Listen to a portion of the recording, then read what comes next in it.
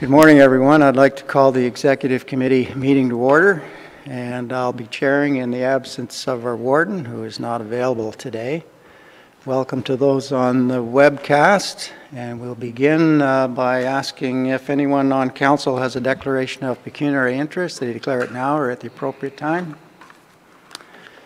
Seeing none, we'll move on to the task at hand, the information items, the 2017 Q2 business plan update, and I will call on CAO Kelly Coulter. Thank you. Through you, Mr. Chair. On behalf of the senior management team, we're thrilled to be able to give you an update on where we are as of Q2 of the year. And I don't know about all of you, but for sure myself, it feels like we've had a lot more achievements because it's Q2, which is the end of June. I'll go through quickly my section. Most of the items have been closed, but I'll give a holistic review, and then through you, Mr. Chair, answer any questions if there are some. The key performance indicators, we continue to hold strong to what we had predicted for the budget, particularly in the area of total operating costs for governance. It's, I'll state that I believe it'll come in at 1.55% by the end of the year. The staff components have returned to the budget value of 34, and our total number of projects delivered on time remains open until we get close to the year. I will give an update that overall things are on track and on target to budget. The number of organization projects that had either innovation and or cost containment contained within were 27. It too will be updated at the end of the year. At this point in time, I'm predicting that we will exceed that because we've started to introduce lean training in the organization, and I anticipate that there will be a couple of additional projects that were not part of the overall budget for 2017. In the area of the Office of the CAO, there were 7 projects for the year. The health and safety program enhancements is well in hand. You'll see a series of policy updates into September for the health and safety program. The 150th celebration, we've had terrific success both with the doors open and the snowbirds. The outreach program has been expanded, and we're using existing inventory in the area of trucks to pull the outreach trailer. The balance of the program for the year consists largely of 2 main events, being the art installation that all of you approved, the artist Mr. Dubois in South Bruce Peninsula, and then finally the Spooky Bruce event in October. The only other major change to that program was originally the committee had anticipated having 2 New Year's Eve parties, one to start 2016 and one to end, 2017, and one to end 2017. And they have since made the recommendation to not have a full New Year's Eve party and instead just celebrate the time capsule and closure of the program. For project number 3, the continuous improvement culture, the biggest change in this area is that we've actually accelerated the program more than what we were anticipating, and I was thrilled in July that we were able to start the lean training versus we thought we would do that beginning in 2018. So that has been a terrific enhancement to our operations. The 4th major initiative has been the nuclear/energy component of the county economic development program. And you will be getting a fulsome update in September.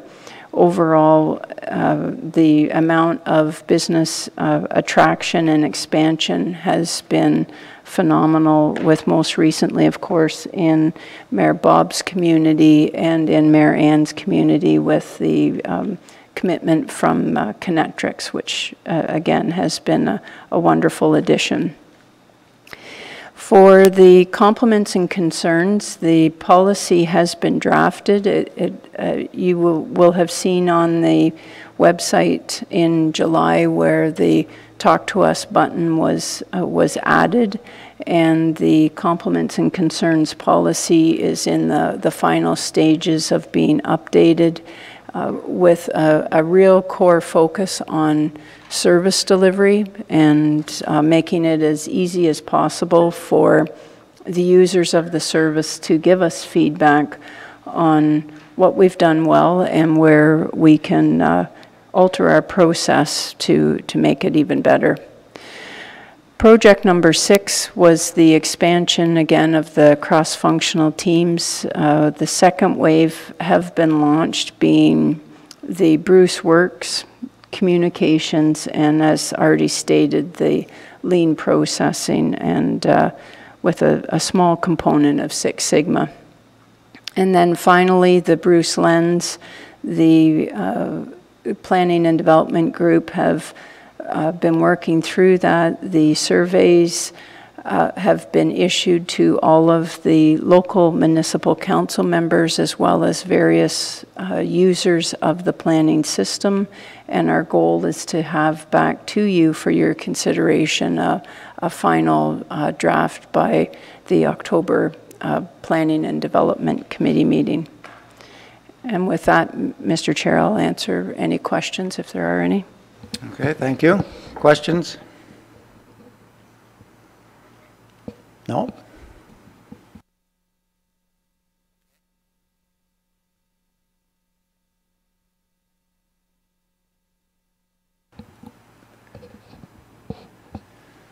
Okay, could you carry on, please? So through you, Mr. Chair, I'll turn it over to Betty Ann to lead the corporate services update.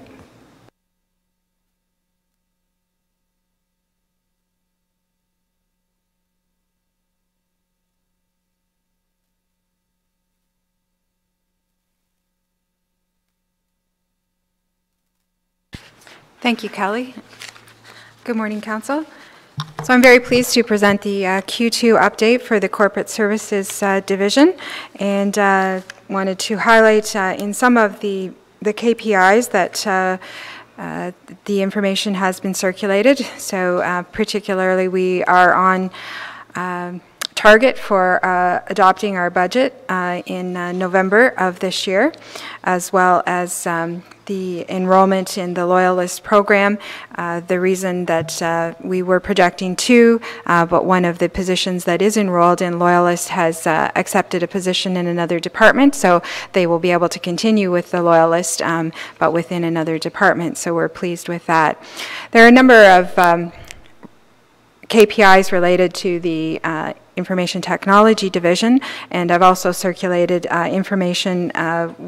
We include the total website visits, but until you really drill down and can see the various sites, I think that's where the information is. So that has been circulated, a hard copy on your desks, and I think it's important to recognize that we have, particularly through planning and development, a number of the websites that we've tweaked them and adjusted them, and to make them perhaps for the users. So you can see where we have had in the past some other sites, Grey Bruce Adventure, the French site, those have been now redirected to the Explore the Bruce site, just to make it simpler for the viewer.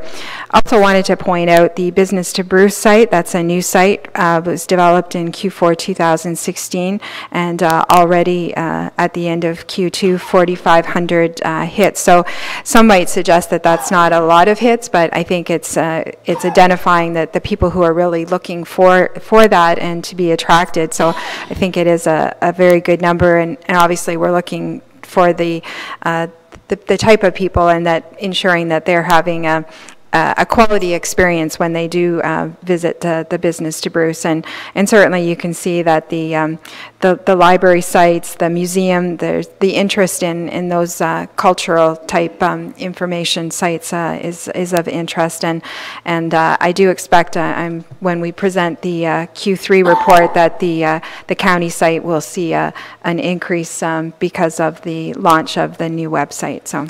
Just provide that detail information for you to accompany the particular KPI. The initiatives within,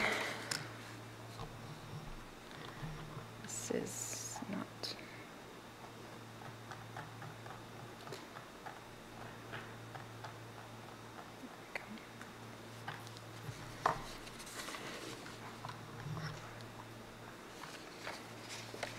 so within corporate services, we have 5 initiatives for 2017. The first one is to continue the development and modernization of our capital and operating budgets, and you're going to see that firsthand in September when the budgets are presented. Directors and managers are busy completing those templates, and you will be receiving those in September for the presentations at the end of September. And we are working on the work plan for a new tool, and council committee at last week's meeting approved the purchase in 2017. So we're excited about utilizing and bringing in a new software for our 2019 efforts. The Integrated Energy Performance Project, our second initiative, crosses into other departments as well, but specifically for the Park Street facility, we are undergoing the lighting upgrades and the business building automation system. The purchasing manager is overseeing the administration of this project, and a number of incentives have been applied for at this point and have been approved. We'll also be looking at the project itself is being financed through the incentives and also the savings in utilities. So we'll be bringing forward a report to corporate services in the near future outlining what those savings have been to date. And you will recall that also beginning in January of 2017, there's the 8% rebate that was introduced. We did not reflect that rebate in the budget, so we'll be bringing forward recommendations of how to manage that surplus within all of the utilities that was highlighted in the 5-month financial statement review last month. The third major initiative, particularly in the Information Technology Division, really speaks for itself, the web redevelopment, and Council saw firsthand at our July session the positive image that's been presented in conjunction with the branding and imaging cross-functional team, and we certainly expect that positive feedback to be reflected in the Q3 KPI measuring the website visits. Initiative 4 and 5 are really taking off with the introduction of the next wave of the cross-functional teams and the unified communications and SharePoint infrastructure. We are combining those and calling it Bruce Works, and in the future that's basically going to be the tagline that this is how Bruce works. We are looking at modernizing our business processes and efficient ways for staff and the public, and we will be bringing that forward in our 2018 plan as well as in the 2018 budget.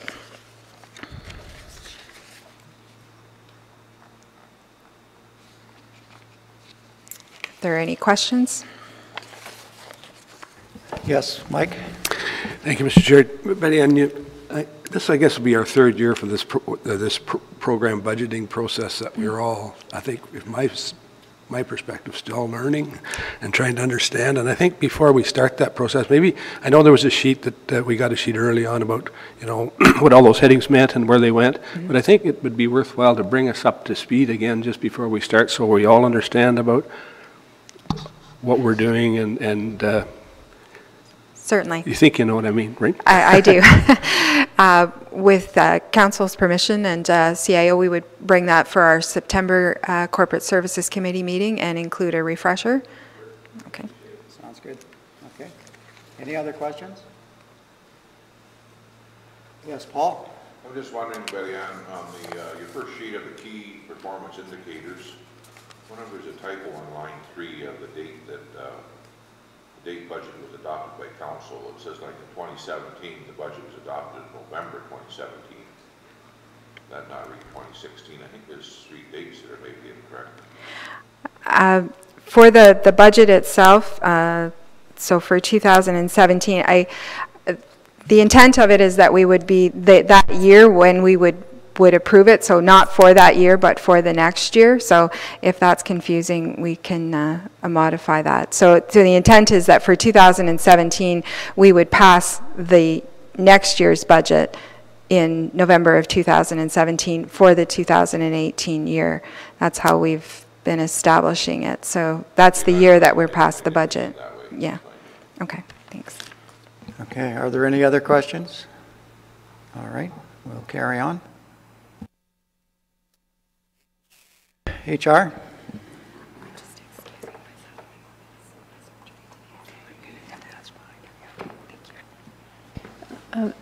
Mr. Chair, just while the Director of HR is getting settled, I would like to just make a comment to highlight a concern on the staff side with the county website traffic report that Director Cobain had circulated, that we are watching and quite concerned with the Explore the Bruce volumes.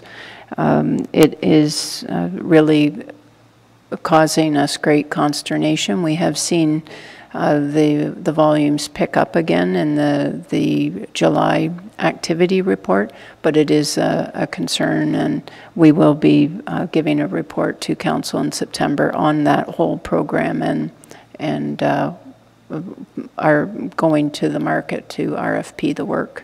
Okay, thank you. All right, HR? Good morning. Good morning, Marianne. It's my pleasure to be here to present the Q2 results for Human Resources. So we'll look at our KPIs to start with. You'll notice our turnover ratio is lower than projected, but it's still a concern for us to be midway during the year and see an 8.53. We know that a lot of that is attributed to our health services area, so we're continuing to monitor that and have specialized meetings to address the turnover, including one this afternoon. So the FTE count is at 543, which is a little bit higher. What I'm proposing for the KPIs for 2018, and we'll see if that's adopted, is to break that FTE number down for you. Because when you actually break it down into the number of permanent staff, so our permanent full-time and permanent part-time, the number looks quite different than what's there. So what's included in there also includes casual, temporary contracts, seasonal students, and our vacant positions. And so to give you an idea, right now we have 81 vacant positions between our seasonal positions and from our permanent vacant positions. So we're always running somewhere close to that number depending on the turnover rate. So I think seeing that breakdown might be a little bit more helpful for next year. Our OSHA recordables, we are trending a little bit on the high side, so we're continuing to watch that. The good news is that they're not serious issues. It's more around transitional work coming back that's driving that number up, so that's good that we're accommodating people after they are getting injured. Our sick time number is very high compared to what we had projected. And so we're continuing to monitor that and see what we can do to address it. We've had a number of staff members, unfortunately, very ill this year, and they've been long-term illnesses, and that's driving that number. WSIB claims is down considerably, which is great, and our unionized staff is in around where we thought it would be. So we had 4 initiatives in our 2017 business plan, and the first one being building capacity. And to break that out for you, we're looking at the lockout takeout program, which we like to refer to as LOTTO. We had a consultant review the program. Bruce Lee Haven is complete using only internal resources. Gateway Haven is in the process of completing their project, and again, they're using internal resources.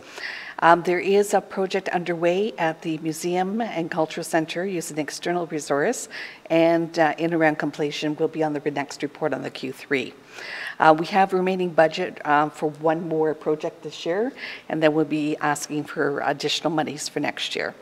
So the health and safety system that we were looking at, we've looked at a number of them, and currently we're in trials for that, so we'll have an update for you on that on Q3. We underwent a number of ergonomic assessments, primarily focused on paramedic services, and we're doing some online training as well.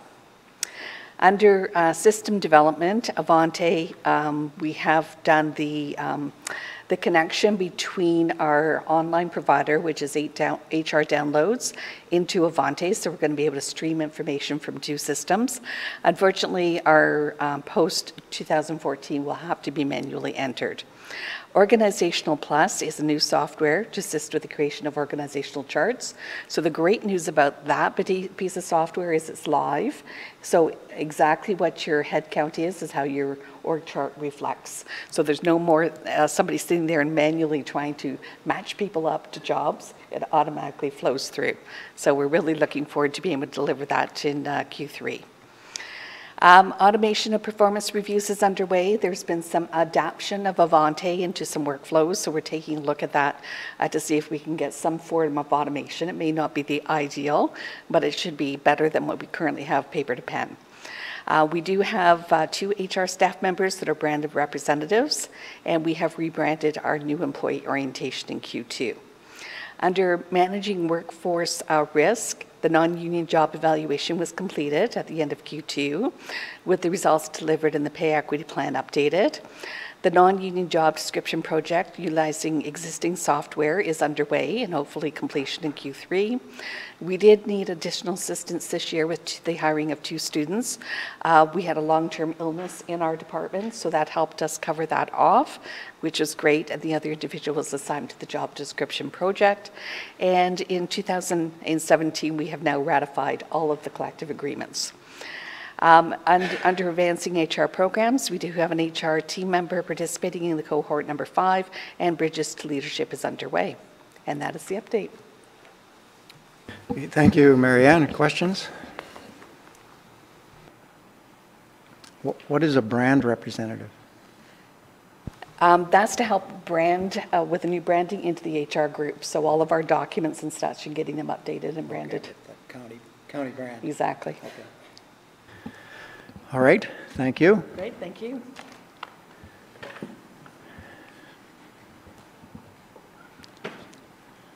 Museum.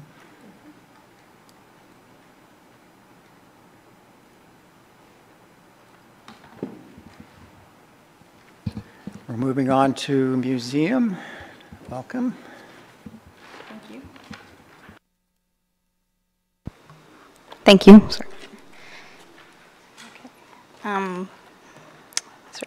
So just beginning with our key performance indicators and Q2 update, our cost per household was $6.13.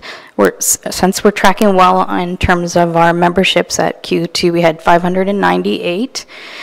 We are ahead on our goal for community partnerships and as well as on social media engagements as measured by Facebook likes. We're tracking well in terms of with 10,279. So we're tracking well. We were off to a little slow start, but we've noticed a pickup in July and August, of course. Did anyone have any questions in terms of the KPIs? Are there any questions? No? Seeing none, carry on. Okay. And now for the Q2 updates on major initiatives. So our featured traveling exhibit, Toys the Inside Stories, opened on May 18th, and the invoices are now all in on that project, and we came in just a little under budget on that. The revised tourism strategy, originally planned for 2018, will now be moved to 2019 due to the priority of other corporate initiatives. The museum strategic plan initiative of the feasibility study, we started that with the KCI consulting firm on July 20th with a great kickoff meeting, and work is underway of that with the anticipated completed end date of towards the end of September or early October. And the strategic plan goal of developing a fundraising strategy focused on short and long-term goals is related to the financial feasibility study too. So we will have a value proposition and campaign development as part of the deliverables of that study, and are looking at a development officer position with offsetting revenue proposed in the 2018 budget. The fifth goal of developing and launching one in-house exhibit in recognition of the county's 150th.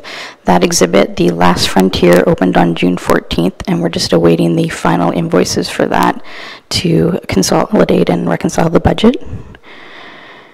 And developing the work for 2 in-house exhibits for 2018. So the First Nations community meetings have been completed, with the final community meeting dinner to be determined, and we're hoping for early September for that.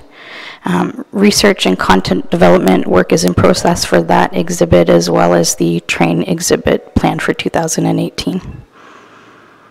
And the final strategic initiative of the Integrated Energy Performance Project, that hasn't started yet, but will be beginning in September with a September to January timeline for completion. Okay, thank you. Questions? A lot of good work being done there for sure. The museum is great for the communities. Thank you, Mr. Chair. Nothing? Okay, thank you. Good.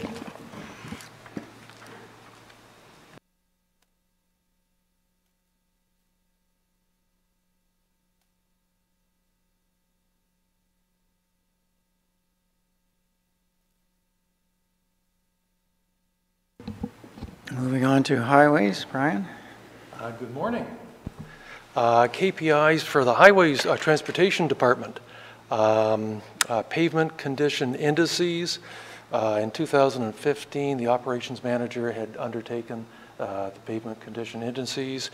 We had a bit of a hiccup last year. We did not do the indices directly. We updated the accomplishments. Consequently, our actual for 2016 has shown an improvement. In 2017, I would perceive that we'll show another improvement as we attend to some majorly deficient roads in 2017. That is the work we're undertaking right now. Concerning bridges, we evaluate the bridges half the system per year. Again, we notice a slight drop in the 2016 BCI, Bridge Condition Indice, from what we expected of 57%, we only achieved 56%. And some of that's reflective of us picking off these large, very expensive bridges. So in 2014-15, we did Big Irwin, cost us $2 million. We had hoped to start the McCurdy Bridge this year, but because of some anomalies and permit processes and species at risks and whatnot, we were unable to tender that to start this year. So we hope to tender this fall and start next year. Consequently, we haven't made a lot of accomplishments on bridges because the replacements absorb such a large amount of money. So consequently, we're a little stagnant on improvement on bridges. Cost per lane kilometer for paved roads, our actual for 16 was about average. We reflect back on 2015 and acknowledge that we were a little light as in 2015, we weren't able to crack seal and we weren't able to fully undertake all the work on shouldering. So consequently, a bit of a dip in 15, we recovered in 16, and we expect to continue recovering in the future. Winter maintenance, a lane kilometer, is our cost for 16 was $202,217, kind of reflective of of sort of an average a year. Again, there's not a great deal of control that we have, and our department, as our team looks at our KPIs, we suggest, should it be a performance indicator or is it a department activity indicator? And that one's kind of an activity indicator as opposed to a performance indicator, naturally, because we have to respond to the winter that's given us. In terms of waste management, our landfill site capacity, our annual reports are due in the fall of the next year. So we'll have the 16 numbers this year as we receive the annual reports from the individual landfill sites this summer, and we prepare a report and then have a meeting with the 8 municipalities in the fall. We are undertaking MHSW collections, and we're up to date on our values for it. Yes, we don't have a to-date value. I know that Carrie Meyer is finishing the collections in September, of which we'll have a collected value for Q3. Moving to our large projects, we've got 4. The first was a review of the department's organization and to see if it was appropriate. Committee received a consultant's report in July, and we're going to have an implementation plan for you in September that reviews an appropriate organizational structure, and then we move to creating the job description for a new position and then reallocating tasks within the department. The environmental assessment for the West Road, I see I was a little ambitious in my wording. I think I note there that we booked the public meetings. I think the intent of our presentation this morning is to acknowledge and receive your thoughts on us holding public meetings at the end of the month on those dates.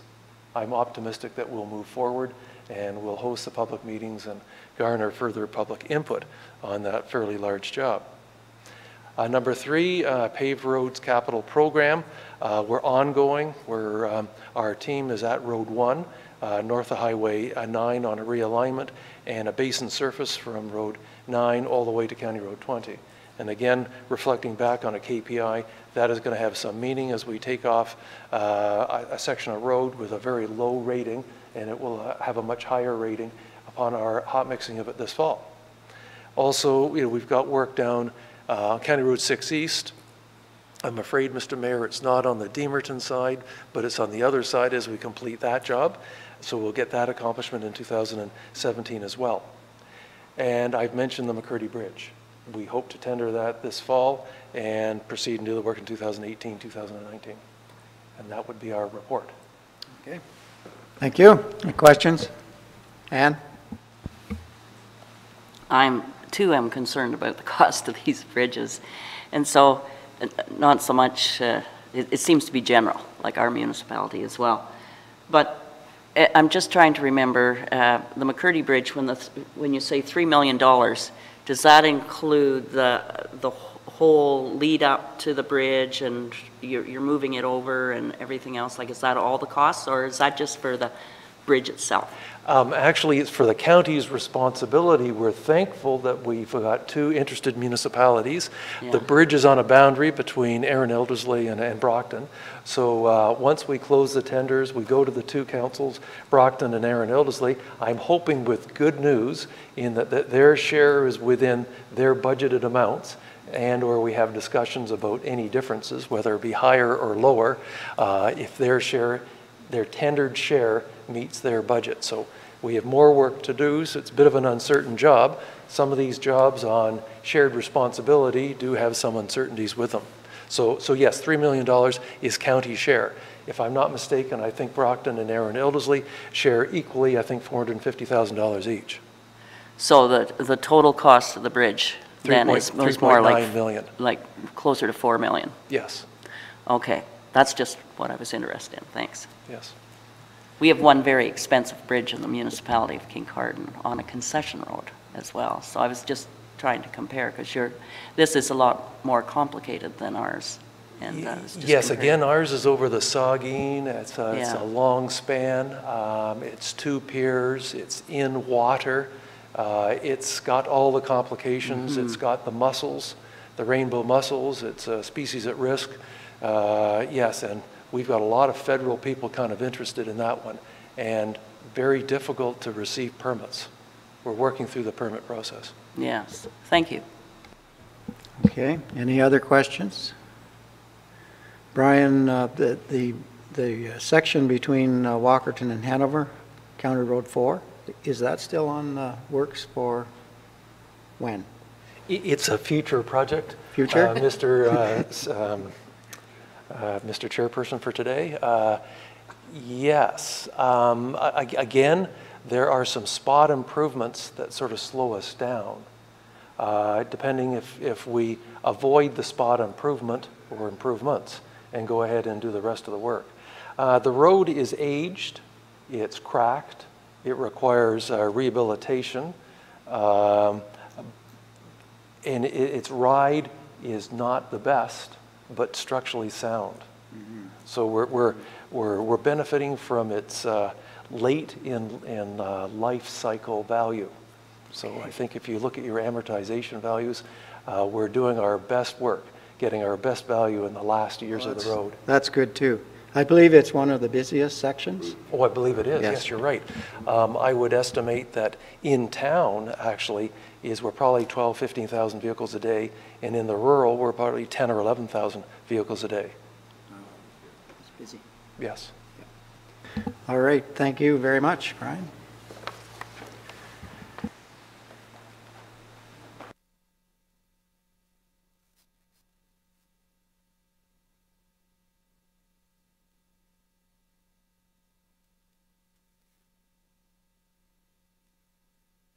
Moving on to long-term care. Michael, welcome. Thank you, Mr.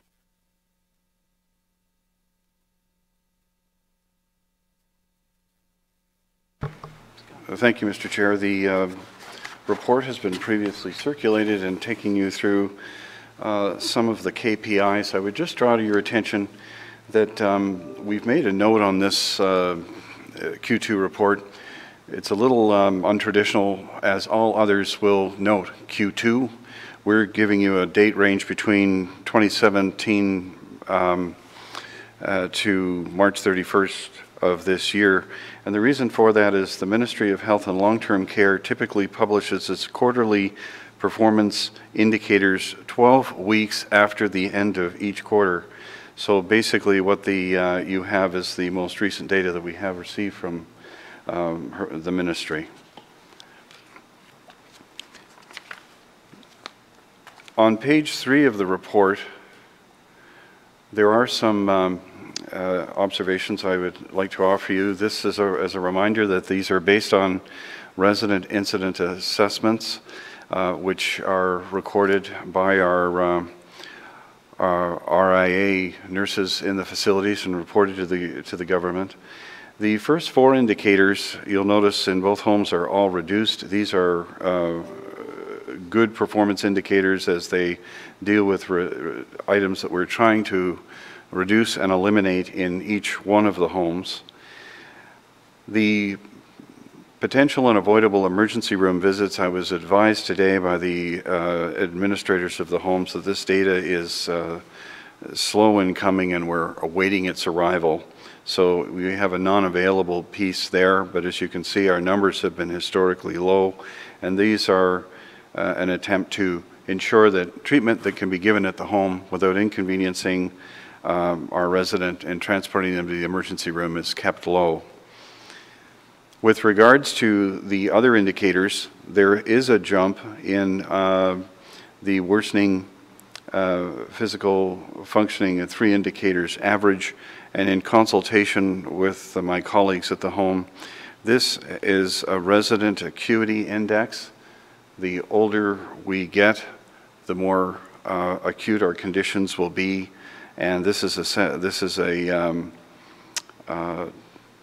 function of age in the homes. With regards to another bump that you'll see on worsening depressive moods, this is seen to occur as people transition into the home and come to the realizations of the change world that they will be in, and as a result, this depression, if you would, can manifest itself for a period of time in some patients. Is there any questions, Mr. Chair, with regards to the key performance indicators? Okay, are there any questions? All right. Mr. Chair, with regards to updates on what's happening on our major initiatives, with regards to the homes aligning on policy and management processes, work with regards particularly in the area of policy coordination and standardization. Approximately 25% of this work has been done.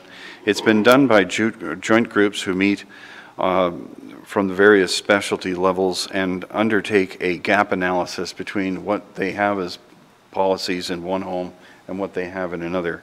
They look at what they can share at the same time. If they find themselves absent from a process, they're able to take from a product that we bought from the Sierra Group the policy which is missing, which is based on best practices, and implement it. The advantages to this process is it assists us both in our accreditation with the ministry, or ministry inspections, as well as our accreditations. With regards to the EMS and long-term care homes working together to look at opportunities, there's been a number of activities recently which we'll report on Q3, but in Q2 we began to move into the area of centralized scheduling with the posting of a position and the development of a process to allows us to engage in this and to have a more functional and effective scheduling system throughout the homes and the paramedic services section. The replacement of the communication systems at Gateway Haven and Bruce Lee have been the subject of a report which we've undertaken with a consultant. The report will be, we will receive by the end of this month and will be the basis for an RFP for that activity. The EFIS process regarding the external repairs to both Bruce Lee Haven and Gateway, an analysis took place over the last quarter, and we are anticipating a report on that next week. I'm happy to report that both administrators advise that the Integrated Emergency Performance Project is going well in both homes. And that, Mr. Chair, is the updates of Q2 for long-term care. Thank you very much, Michael. Are there any questions? Seeing none, thank you. Sir. What are we doing? Paramedics, yes. So we'll go through EMS as well at this time.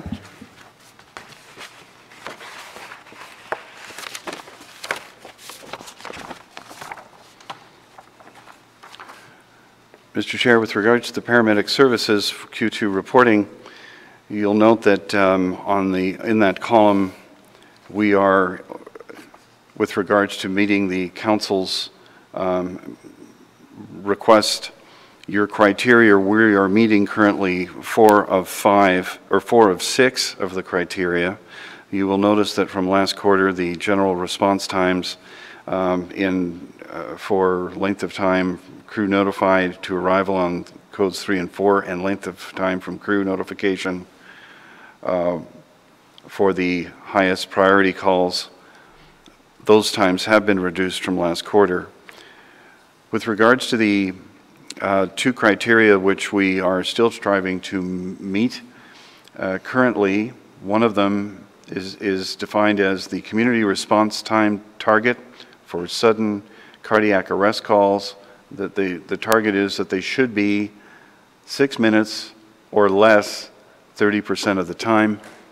The crews are now attaining 29.4% of that 30%. The second standard is that the land ambulance response time target for non-cardiac arrest calls should be 8 minutes or less 45% of the time, and crews are currently attaining 41.2% of that standard. Sir, would there be any questions on those? Questions? Anyone? Pretty straightforward. Seeing none, we'll carry on. With regards to the updates on our various initiatives, we are, regarding the paramedic services and long-term care merging, we've spoken previously about the long-term care and paramedic scheduling process, or centralized scheduling, being initiated. We've also procured IQ software, which will allow us to be more efficient in our purchasing of materials for the paramedic service. There are ongoing meetings that see both paramedic services and long-term care increasingly sharing the same meeting to deal with various directors and specialty services or business decisions that need to be made within both of the department, or both sections of the Department of Health Services. With regards to the report previously sent in or submitted regarding Gray and Bruce cooperations, over the last quarter, we have worked collaboratively with our colleagues in Gray County to work on the design and publishing of the BLS standards training package, which will be used in our area. With regards to vehicle maintenance, we moved to tender and retained a third party, as Gray did not participate in that process. With regards to the Lord Elgin Station, we have met with, or just recently met with Community Services to develop our next steps in this process. This will be done in cooperation with their staff that will guide us on the best way to develop a proper process for the further discussion of this station.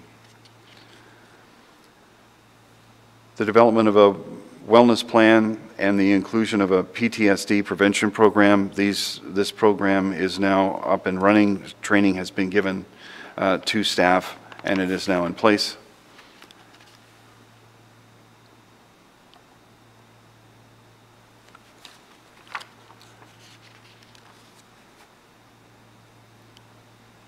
I'm sorry, Mr. Chair, I've missed one of these initiatives. Our number 3, our oversight from the government has been complete, and we have had 11 improvements that we've been coached on. We've had 3 of our processes given commendations by the Government Inspection Agency, and these findings were better than last year.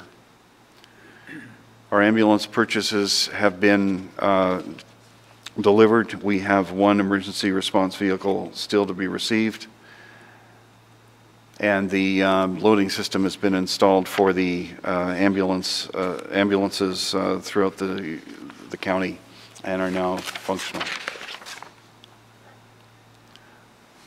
Okay, thank you very much. Questions?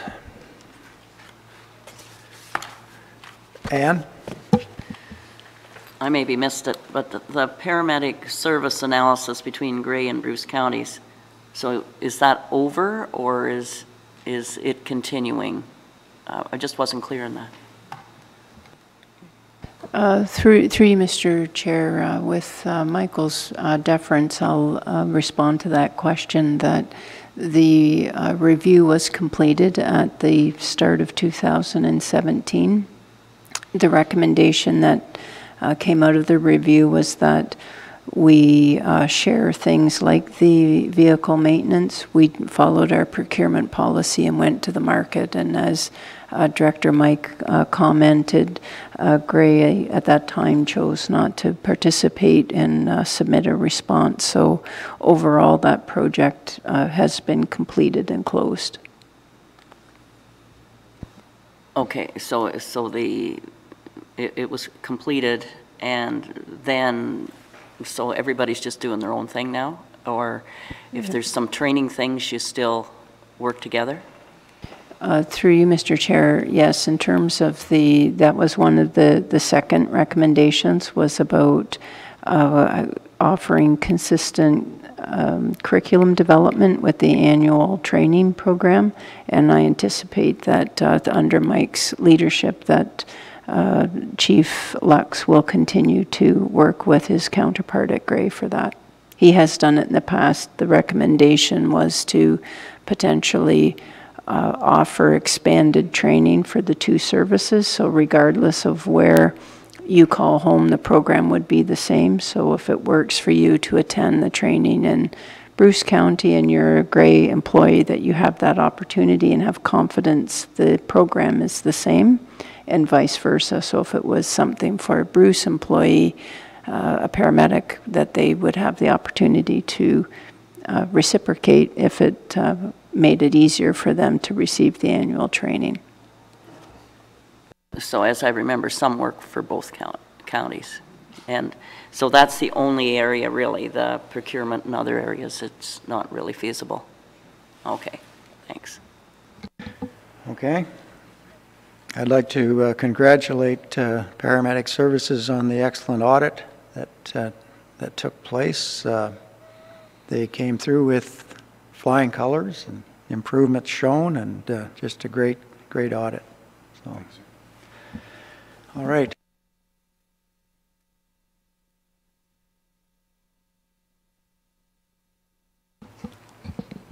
Social services.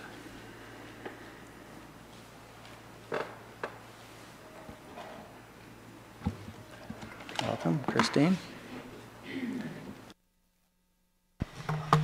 Okay, thank you, Chair. Good morning, everyone.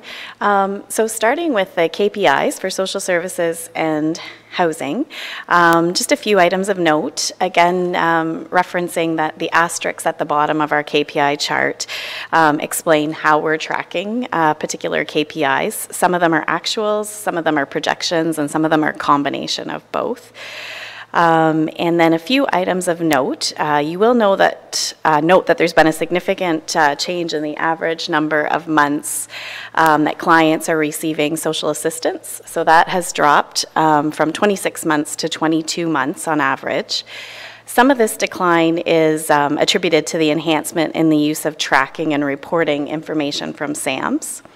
And so we're seeing a better understanding of the data and a more true reflection of what's happening actually. So that's good news. The number of regulated childcare spaces, I just want to note, tracks lower in the Q2 reports until the additional spaces that we have for summer programs and school-aged children open up in Q3. So through July and August, we have additional spaces for those children. The second quarter of the capital projects are showing delivering on time and on budget, and that's in reference to 17 of the 20 projects that have been started to date. And staff do expect, of course, that with capital there will be inevitable time and budget constraints, and we'll continue to report on those as they happen. You will note that the percentage of waitlists that's housed annually is dropping. So this is concerning. We are bringing a report in September where we will be talking about what's happening with the wait list. And of course, we're continuing to work on implementing the long-term housing strategy. But really, we're seeing that there's a number of factors that contribute to that, in particular, the tightening of the private rental market. As we see economic development and new people coming into the area, it does mean that there is a tightening of the market pricing that's available, and so more people are applying for rent geared to income housing. And I'll just take a pause there if there are any questions around the KPIs. Yes, Milt. Subsidized childcare is 100% funded by the province, right? The fee subsidy portion of it. This cost here of $4,800. So that's the average cost if we're subsidizing a full-time space annualized. Yes. And yes, that money is being flowed from the province. Our child care budget, the funding formula has changed significantly, and I will have a report back in September. We just received that information at the end of June. And so we've been working it through. We do have portions of our childcare budget that are 100% funded, some that are 80-20 funded, and then our administration parts of it are 50-50. And some of the new parts of it are just a 10% cap.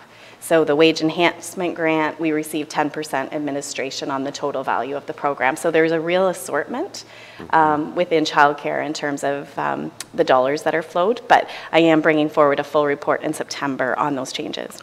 Thank you. Okay. Mike? Just my question, I guess, is kind of not directly related to that, but it goes back to the SAMs. I know we had a lot of difficulty with the implementation of that and training, and your comments on it now. So we've really moved ahead, and enhancements are coming forth on a regular basis. I really think that they heard the feedback, and that was received. And so now we're seeing really things have stabilized. Modifications are being made.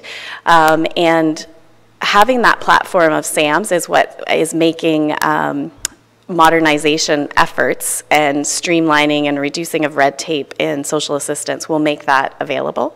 So you'll see when we bring forward our 2018 plan, as we continue down that modernization path, that some of those pieces are connected to technology. So for example, one of them is a reloadable payment card. So in the future, instead of issuing paper checks or deposits to clients, we would be able to load, through the use of technology, their payment card, which would be like a debit card. So there's a number of those pieces that if we didn't have SAMs as the platform, we wouldn't be able to move forward with. So we really have stabilized. We're starting to understand how to use it better, and continuing to learn from our counterparts and from the province in that regard. Okay, thank you. Moving on. Thank you. So moving into an update on the initiatives. With regard to the service delivery hubs, we're continuing to do some fact-finding and looking at feasibility of opportunities geographically across the county. With regard to the transformation of the family support programs in Ontario Early Years Child and Family Centres, as you're aware, the initial needs assessment and plan was completed and presented to committee and also submitted to Ministry of Education in June. And staff have started working on the second phase of transformation, so that we'll continue into implementing the next steps that were outlined in that initial plan. So there's a lot of activity happening in this regard. And we have received our funding allocation for 2018, and so we'll be bringing that information forward in September as well, in addition to the childcare allocation. With regard to the implementation of the 10-year long-term housing strategy, housing staff have implemented 14 of the 36 actions that were set out in that 10-year long-term housing strategy, and are continuing to work on various pieces in 2017. And the investment in affordable housing expression of interest was released in Q2, and in the next few weeks we'll be doing the evaluation of projects that were received under that expression of interest. The implementation of integrated housing system is on hold. There's been no change with that regard. No update on the social infrastructure fund. Modernization of social assistance, there's been a great deal of work that's been happening there. The eligibility review process has been implemented, so that's the new risk-based approach to confirmation of social assistance eligibility. So previously, all cases were referred on reviewed on a schedule, and now instead we're using a risk-based approach where we're looking at 2% or 3% based on a modeling system that they've created where they're able to understand which cases might present more risk. And so this will continue to increase as the implementation proceeds. The last piece of the blending of the eligibility review officer and family support worker together is that this staff person will have their training in eligibility review at the end of August, and so then that will be complete. And the list of major capital projects have updates listed with them as well. And I can take any questions if there are any. Are there any questions? Seeing none, thank you. Thanks. Christine?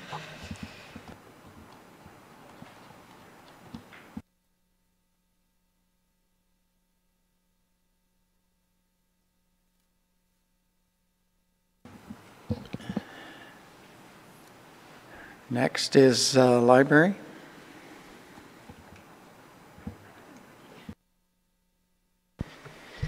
Good morning, everyone. The update for library is showing KPIs on track. Of note are our programs held and program participation. They are tracking higher than what was projected. We did change the way that we gather statistics in 2017 to align better with the statistics that we submit to the ministry every year. So I was conservative in my projections, not knowing exactly how the change to the statistics gathering would go, and I'm pleased to see that it's above what I projected. I anticipate it'll fall somewhere between the 2016 and the 2015 actual for both of those. Our electronic database use is higher than projected, which is fantastic. So we're happy to see that resource being utilized. And also of note is the number of followers on our social media. We are well above what was projected for this year, so we're also happy to see the engagement on that as well. For our major initiatives, they are all ongoing and not expected to be completed until the end of the year. So for the strategic plan check-in, as of Q2, the customer survey has been distributed to branches and is available online. To date, we have somewhere around 200 responses to our customer survey. That will continue to be available until the end of August, and then we're looking at a scorecard for the fall. The bookmobile research is ongoing for that. Outreach as of the end of May, which is the stats that I had for this, we had 102 outreach events that have taken place, reaching over 3,000 people across the county. And the early literacy stations, we have 3 that have been purchased, and we are just in the process of deploying those and looking at our computer table needs. So we anticipate this will come in under budget for this year.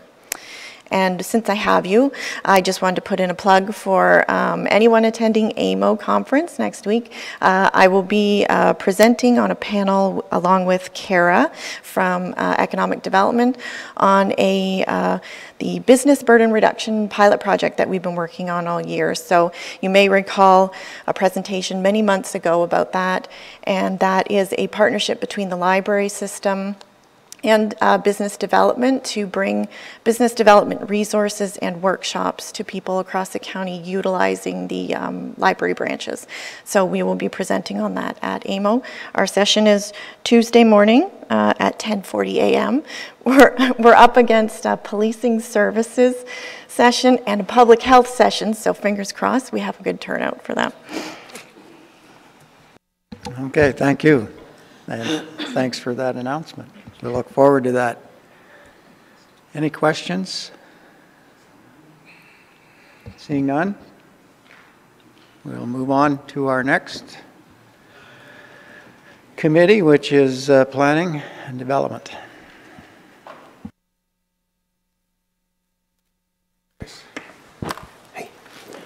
Thank you, Mr. Chair.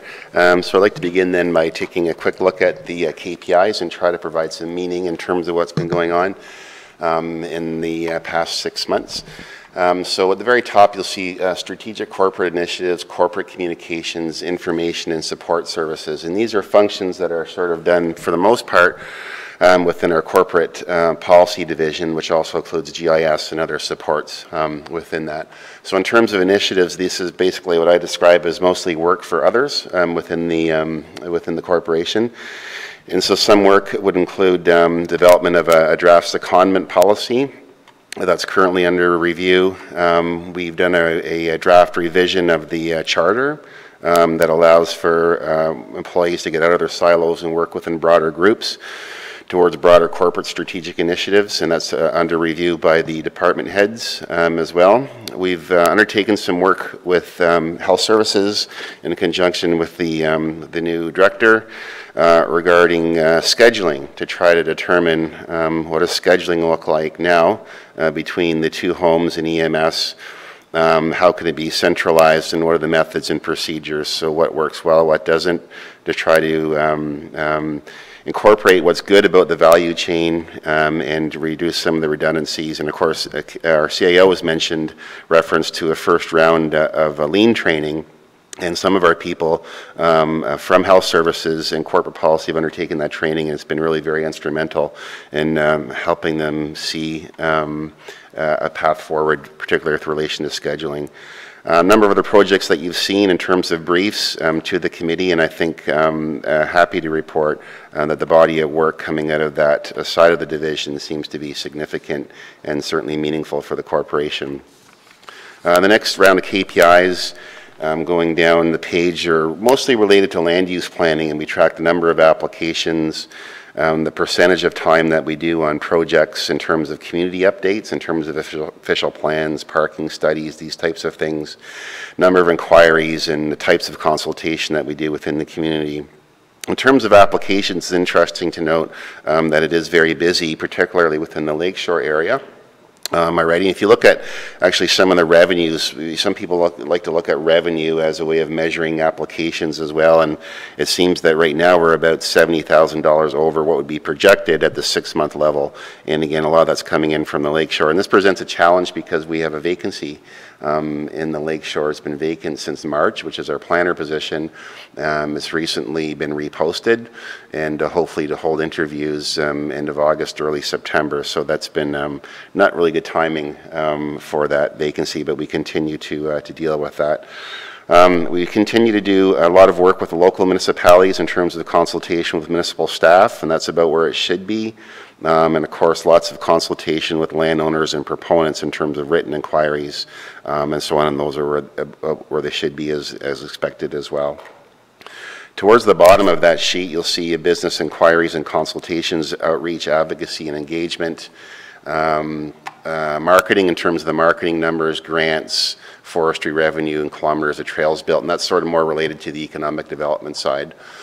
So in terms of business inquiries and consultation, again, tracking very well in terms of what was expected, and this is a lot of consultation that's done through what was formerly called the Bruce Enterprise Center services, so counseling small business in terms of undertaking business plans, marketing plans, workshops, one-on-one, and so on. And in fact, it's been very successful, and you'll see here shortly at the Planning and Development Committee meeting, in fact, that the funding has been increased from the province to support further development within the county, which is a good news story, and recognition of the county's efforts in business development, so a good news story there. Some discussions regarding the county website, and of course we did the pilot project. I will say that in terms of the website, we pared way back on the function of what that website should do, and you have to remember that the county website was developed back in the 1990s as a super DMO, destination marketing website. And because we shifted a lot of our resources into economic development and so on, we had to make some hard and fast decisions about certainly the amount of content on that website. And so we will come back. We do have some numbers or some KPIs from a previous report that we did. So we said we'll go ahead with the pilot project, and this is how we're going to measure it. And so we'll come back with some reporting on that.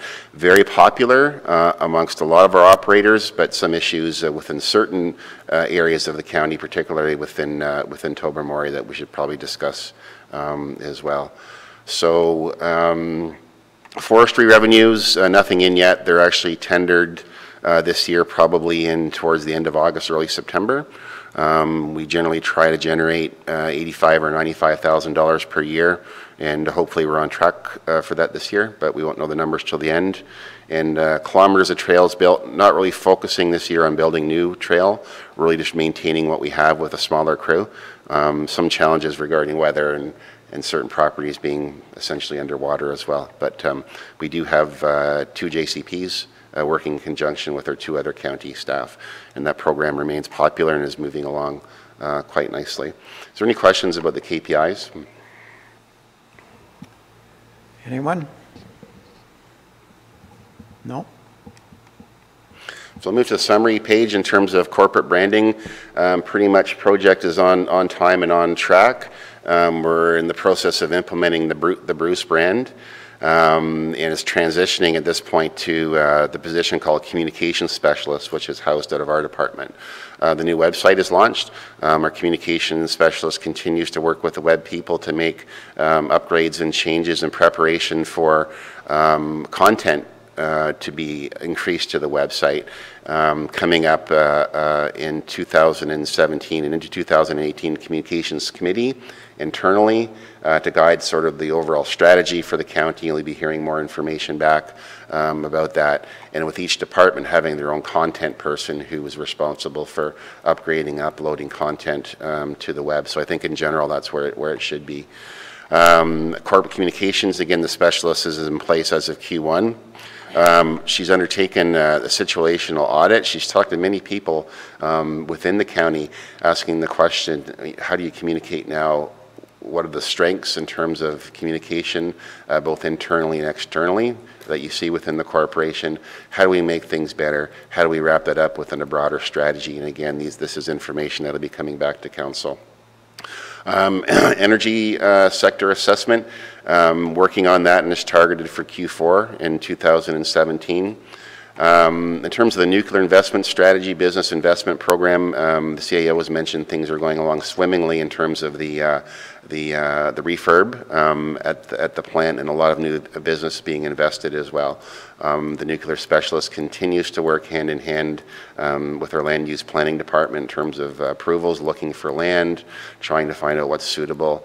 And again, I think a fairly healthy partnership between that program, land use planning, and the local municipalities is moving along well as well. So one of the things that came out of our strategy, broader economic development strategy, is agriculture, and what are we supposed to do with agriculture? We've tried it before in terms of local food programming, these ideas around import substitution. If we grow it here, people will buy it, and good for tourists and farmers markets and the rest of it. That really fell apart along with the Grey Bruce partnership. And I don't think it was working particularly well anyway. So we need to revigorate what is the role of the county within agriculture in terms of marketing and promotion, business development, and so on. So we're in a little bit of a jam because I have most of my key staff within economic development, a number of maternity leaves, including both of the EDO for sector and EDO for business, and a number of support people within that department. So with the council's patience, we would move that and start the situational analysis in 2018. The Explore the Bruce program, we've developed the sub-brand guide. It's complete.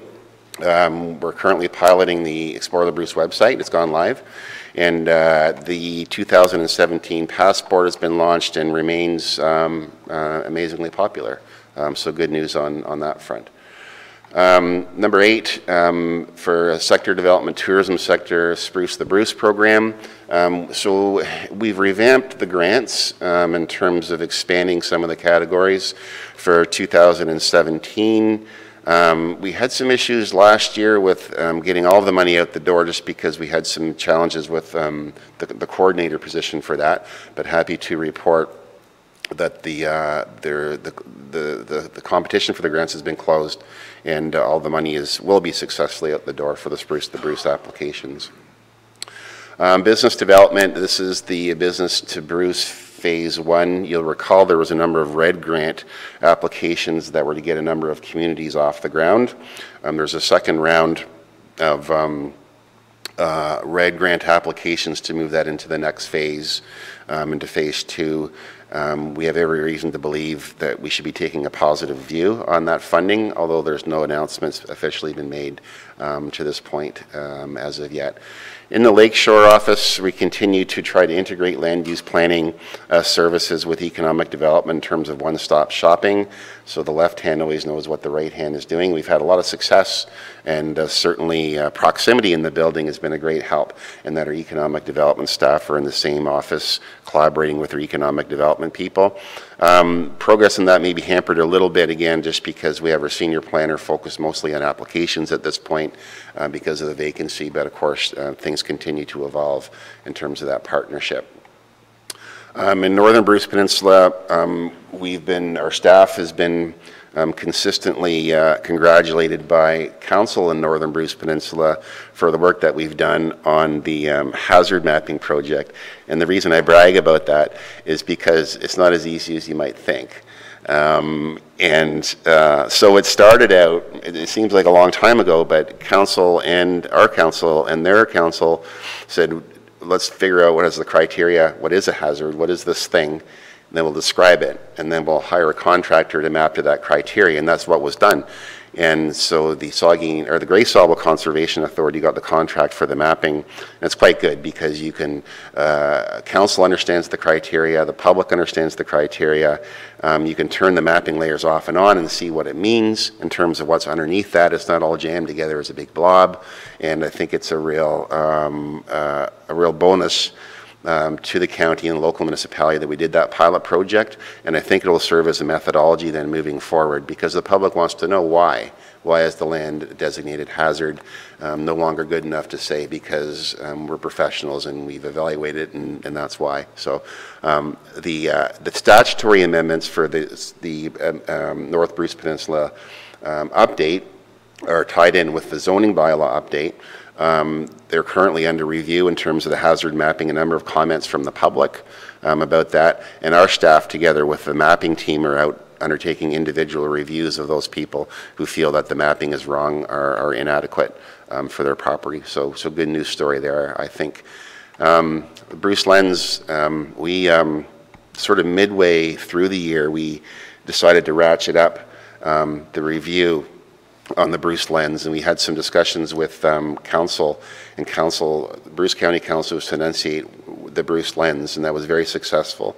And we've taken the body of that information then and moving it into phase 2, and we're trying to find out from those people who've applied, the developers and applicants, what they think about the service. Does this support the broader Bruce Lens? Do you think it's efficient? Do we do things on time? Do people treat you properly in terms of behaviors, attitudes, and so on and so forth? And those surveys are being undertaken at both the municipal level and through the applicants. And there'll be a further report today in the P&D committee just as an update in terms of where we're at with that. The next, from 13 to 17, is really the planning major project work. A lot of it's been completed, I will say, with Kincardine. An issue there with their 5-year review, just simply we cannot. In 2017, we had some discussions with Kincardine staff that perhaps we could take that on. It's just not currently possible at this point. Number of official plans have been completed at the local level. A lot of work done certainly in South Bruce Peninsula in terms of their update, in terms of issues, reports, and so on. At this point, just holding it pending the servicing review from the municipality before we kick that back into high gear. So overall, in terms of the 6-month review, made some major progress on some of these broader issues that we need to look at moving forward. Been able, for the most part, to keep up with the planning work despite high application loads, and continue to integrate with the economic development function moving forward in 2017. Thank you, Chris. Questions? Ann? I was just interested in the agriculture part. I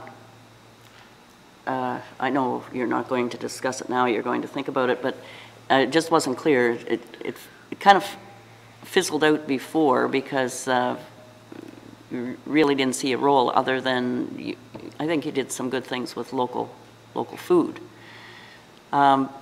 But I've read the farm papers, not all of them, but as many as come into my house for glance through them. it seems to me there's a lot of farm organizations really, in the amount of knowledge that is available to your average farmer through their organizations is phenomenal.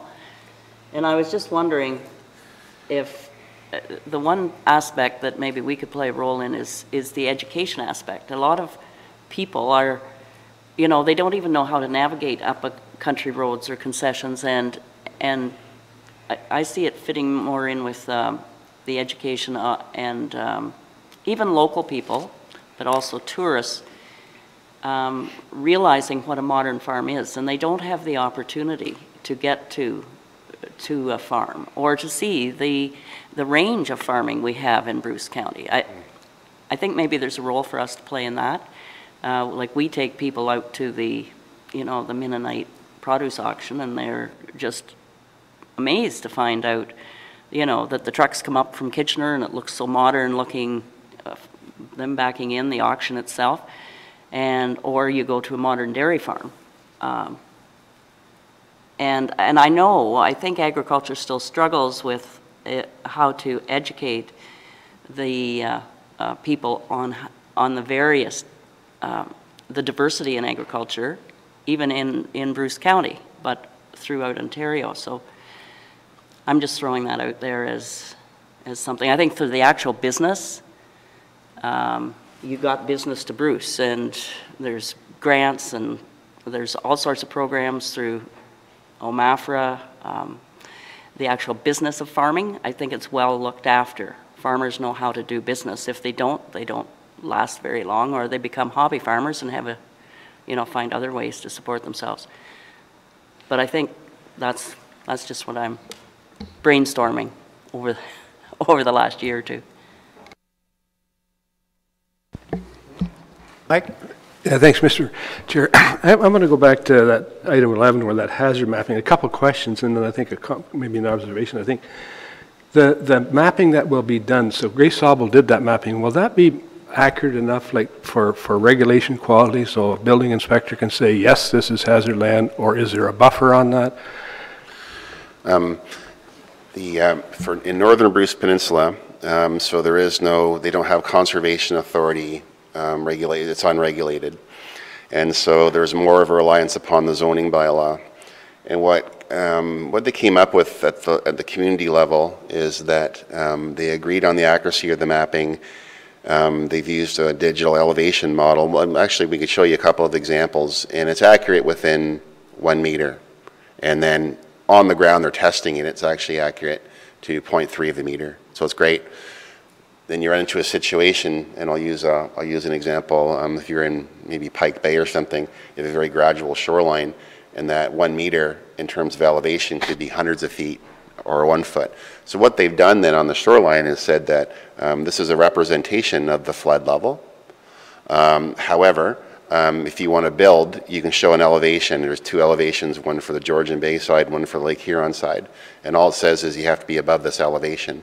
So when your person's out putting the foundation in, take the water level, put the elevation in, mark it on a stake, and then your building is outside of the hazard and then flood proof to the elevation. So it was kind of a written provision that was always in that bylaw for years and years. The mapping has been refined so many people won't have to take the elevation. It'll be obvious that there's a steep slope there, no issues, just get the permit. But if there's the question, then you can take the elevation prior to getting the building permit. Certainly in terms of wetlands, creeks, rivers, and streams, it's hundreds of times better. We were using 1 to 10,000 base maps, which are plus or minus potentially 50 meters. So, I think that's great. I guess I'm going to go back to the question. I mean, this started a number of years ago, and I think it would be worthwhile to look at, to me, and I don't mean this in a critical way, we should learn from this experience. How did we end up here, and why did we take so long to get to the solution? Because there was a motion that was passed here at this committee, and now we've ended up here. So, so I think we should learn from this. Yep. And it'd be worthwhile when you're finished here to go back and say, what were the obstacles? Why did we get to where we were and take so long? I think it's a great idea, and now is probably a good time because we're all very familiar with the obstacles because we lived it. in terms of the uproar from the public, in terms of the main reason is the people want to know why. Like, what is the information, what is the data, what is the quality of the mapping? Whereas previously it was mapped by an expert. It was an expert opinion. We'll come look at it to determine if we were right or wrong. And so I think the public ethic around who owns expert opinions and who owns the knowledge is changed. They have the internet. So, yeah. Okay, good point. Anything else? All right, thank you. Chris? Thank you. Kelly? So through you, Mr. Chair, that is all of the committee updates and departmental updates. I would, with your permission, like to just make a couple of closing remarks, if I may. In particular, I'd like to recognize the various members of the senior management team. Michael McKaig, our new Director of Health Services, has really hit the ground running, and that he has taken on the centralized scheduling project and been really committed to working through that is needing to be recognized. Director Cobain had to leave because she has a family event, but I also want to recognize her, in particular her IT team, who the website, I can let you know that the preliminary results in terms of the hits that the public are doing and the amount of time that they're on the site has been really gratifying. They're staying on average 10 minutes, which means our content is meaningful to them. And between the popularity of land use planning and long-term care, those two sites tend to flip back and forth in terms of 1-2 or 2-1 in popularity. And third, of course, is the social services and housing group. Chris's team also deserve special recognition, in particular the program for the lean training that occurred in July has had already phenomenal impact on the culture in the organization. Of course, Brian and his team in highways, they've taken the results from the operational review with Mr. Dobby and the position that he referenced, just to remind committee that was part of the 2017 budget, so that's already funded, and they took the feedback and are already well on their way to addressing the core recommendations that were made. And I would be remiss if I didn't recognize Janice Mawhinney. As all of you are aware, Janice has been holding the fort in the museum with Kathy's physical medical leave and doing exceedingly well and almost making it look easy. So I don't want to suggest that it has been a great deal of work, and she's doing extremely well. And I've already commented on the social services and housing group.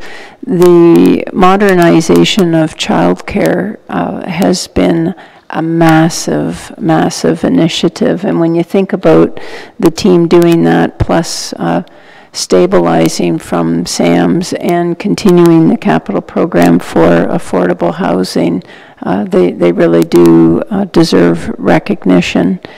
And with the library services group and the economic development group in planning and development, often we are too subtle and too reserved in what we do. And I do want to point out that the county received a request from AMO, and they specifically asked for members of the county to participate. And I think it's a real tribute to both the county, but particularly the individuals, and in this case, Melissa, that the work that they've done. And I do hope everybody who is attending AMO have the opportunity to be in the audience and celebrate Melissa's success, because it's very deserving.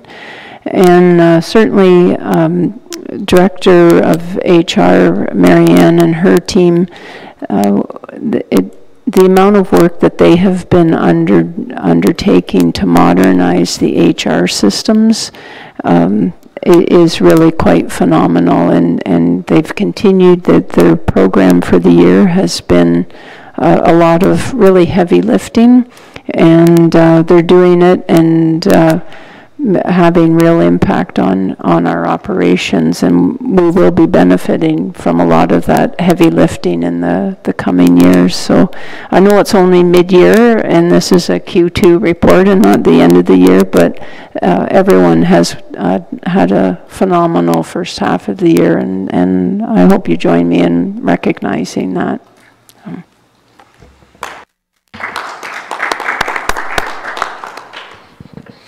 Thank you, and I would like to thank you, Kelly. You forgot yourself in that list of of people and staff, but your leadership as well has been important to us all, and we appreciate that leadership. So I think, Anne? I think as a council, we're getting smarter. Mike was just remarking it used to take us much longer to go through, so I think we're catching on.